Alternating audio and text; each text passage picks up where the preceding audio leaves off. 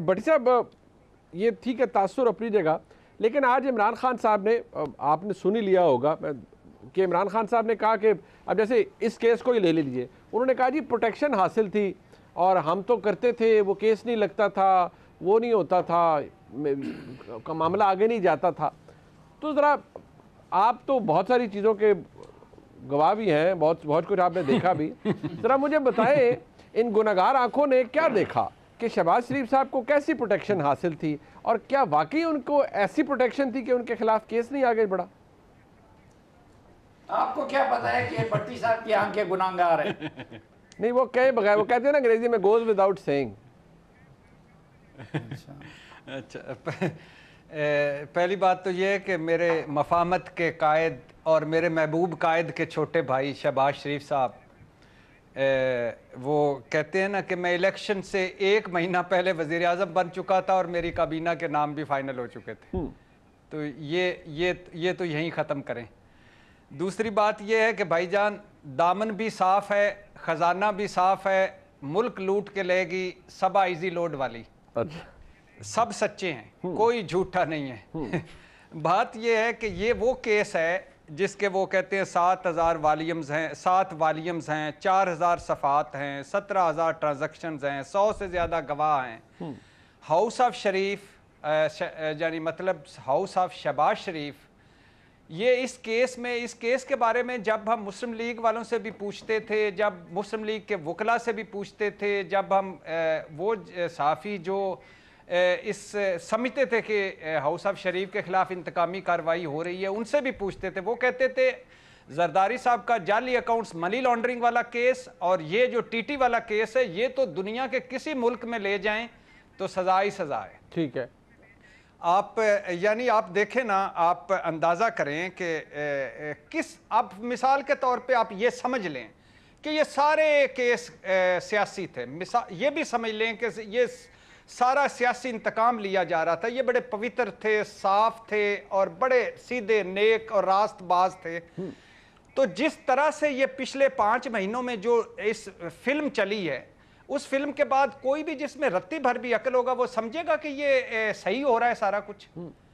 यानी आते ही ये जो आल बचाओ माल बचाओ खाल बचाओ प्रोग्राम चला, EVM ख़त्म, नैब ख़त्म, नवाज शरीफ साहब को पासपोर्ट, मरियम साहबा को पासपोर्ट और लंदन, इसहाक डार साहब वज़ीर आज़म के तैयारे में यहाँ और आकर वजारत ख़जाना और नवाज शरीफ साहब अपने दिल पे हाथ रख के कहना ये NRO मिल गया, फिर मतलब यही आपके कहने का मकसद तो यही है, फिर यही समझ आता है।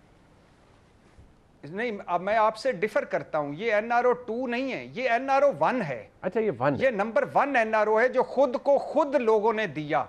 अच्छा, ये वो NRO है जो वक्त साबित करेगा कि इन्होंने, इमरान खान साहब कहते थे ना कि यार ये मुझसे NRO मांग रहे हैं, तो मैं हम सारे बैठ पूछते थे, ओ भाई आपसे कौन NRO मांग रहा है, आपके पास है क्या जिससे NRO मांगे?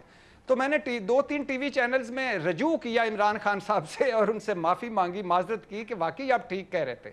NRO की एक ये भी शक्ल है कि आप आए, कानून बदलें, नैब खत्म करें और खुद को रिलीफ। FIA में तो कुछ नहीं बदला गया ना। बट मुझे जरा ये बता दें, इमरान खान साहब का ये गिला कि मेरा तो चलता ही नहीं था, मेरा तो चलता ही नहीं था। सर ना करें, नहीं, इधर ही रुके, इमरान खान साहब पे कल भी डिस्कस करें, इधर ही रुके। FIA में कुछ नहीं बदला गया। कौन सा कानून बदला गया? बात करते हैं आप सर, आप अंदाजा करें कि 27 किलोमीटर की हुकूमत आज का सरबराह कौन है? शहबाज शरीफ। DG FIA किसने लगाया है? उन्होंने। और बाकी तफ्तीशी या रिकॉर्ड बदला है नहीं बदला, मैं और आप नहीं जानते। दूसरी बात है कि इस केस में कितने गवाहों को बुलाया गया? वैसे मेरी बात सुने, वैसे कौन लगाता है? वैसे कौन लगाता है DG FIA? या वो किसके तहत काम करता है? आप बता रहे थे, कौन नहीं अभी आप बता रहे थे बशीर मेमन साहब पे कितना प्रेशर था, आप खुद ही बता रहे थे कि उस पर आर्टिकल 6 लगा दो, उसको अंदर कर दो, उसको बाहर कर दो, और आजम खान ने ये किया, फलां ने ये किया। तो ये प्रेशर क्या आज नहीं होगा? मतलब आज के सारे बिल्कुल उन्होंने कहा होगा ऑन द ट्रैक चले। अच्छा, दूसरी बात एक और बात सुनिए कि 300 मरतबा जो रकमें मुबैना तौर पर आई गई, वो मंजूर पापड़ फरोश, वो महबूब फेरी वाला, वो अल्लाह मगफरत करे मकसूद चपड़ासी जो था, उसके जो 4 से 7 अरब आए गए थे, ये कौन लोग थे यार? और हाउस खाना थे, अहले खाना थे जिनके अकाउंट में आए, जो हाउस वाइफ थे, जो घर के नहीं, बट ये भट्टी साहब एक बात और थोड़ी सी समझने वाली भी है ना कि ये मुकदमा या ये जो कुछ भी था, ये किसी घर डिसाइड तो नहीं हुआ ना, हुआ तो अदालत के सामने ही है। तो आपको लगता है कि इतना सब कुछ इतना ब्लेटेंट हो गया कि एफआईए भी दौड़ गई और उन्होंने शवाहिद भी इधर उधर कर दिए होंगे मुमकिना तौर पे, अगर ये एक्विटल हुआ है तो आपको दाल नहीं बल्कि पूरी दाल में काला नहीं, पूरी दाल ही काली नजर आ रही है? भाईजान, आप आज तक आप कह रहे होते हैं ओ नवाज शरीफ साहब पे कितना जुल्म हो गया, अकामा पे उनको फारग कर दिया गया। कहते हैं ना कि नहीं कहते? हमारे बहुत सारे दोस्त कहते हैं कि ये फैसला ठीक नहीं है, हालांकि 2 जजेस एवन फील्ड पे गए थे, 3 अकामा पे गए थे, लेकिन कहते हैं कि नहीं कहते? इसी तरह आप कहते हैं कि नहीं कहते कि वो मरियम नवाज साहबा को गलत सजा हो गई, कैप्टन सफदर साहब को गलत हो गई, तो वो भी तो अदालतों ने दी थी। तो आप ये मत कहें कि सारे अदालतों का एहतराम अपनी जगह, मेरी अदालत ने उनको बरी किया, ठीक है, लेकिन मैं फैसले पे तो मतलब आप ये कह रहे हैं, आप आप कलमा हक बुलंद कर रहे हैं कि ये फैसला गलत है और इसमें आइन और कानून की जो है वो पानी की गई।